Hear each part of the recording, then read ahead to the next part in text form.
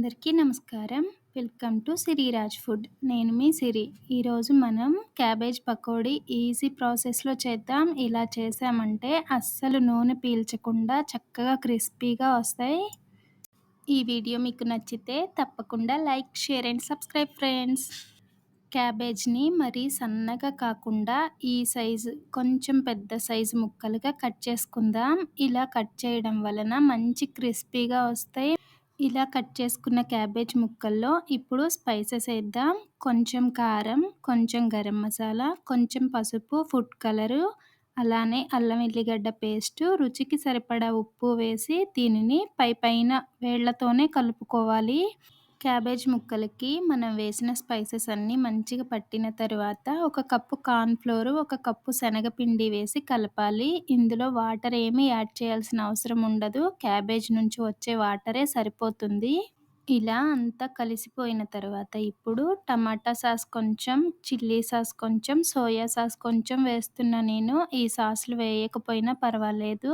ఇవన్నీ వేసిన తరువాత చక్కగా కలుపుకొని పిండికి అస్సలు రెస్ట్ ఇవ్వకూడదు. కలుపుకోగానే వేసేయాలి ఆయిల్‌లో. అప్పుడే మంచి క్రిస్పీగా వస్తాయి పకోడీ. ఆయిల్ మీడియం హీట్ అయిన తర్వాత పల్చగా ముద్దలు ముద్దలుగా కాకుండా ఇలా పకోడీలా వేసుకొని ఒక నిమిషం పాటు అస్సలు కదపకూడదు.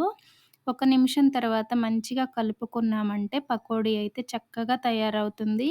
ఆయిల్‌లో ఉన్నప్పుడు కొంచెం మెత్తగా అనిపించినా కానీ చల్లారిన తర్వాత చక్కగా క్రిస్పీగా కరకరలాడుతూ చాలా టేస్టీగా ఉంటుంది.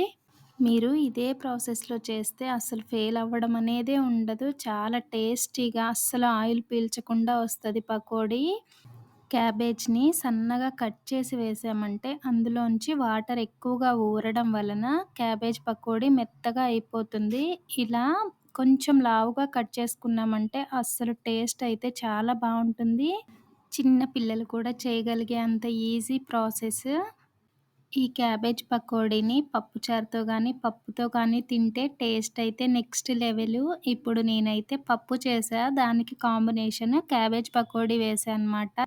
టేస్ట్ అయితే చాలా బావుంది. ఈ సింపుల్ ప్రాసెస్‌లో ఒకసారి మీరు ట్రై చేయండి. ఈ వీడియో మీకు నచ్చితే తప్పకుండా లైక్ చేయండి, షేర్ చేయండి, సబ్స్క్రైబ్ చేయండి. రేపు ఇంకో మంచి వీడియోతో మళ్ళీ కలుసుకుందాం. By bye friends.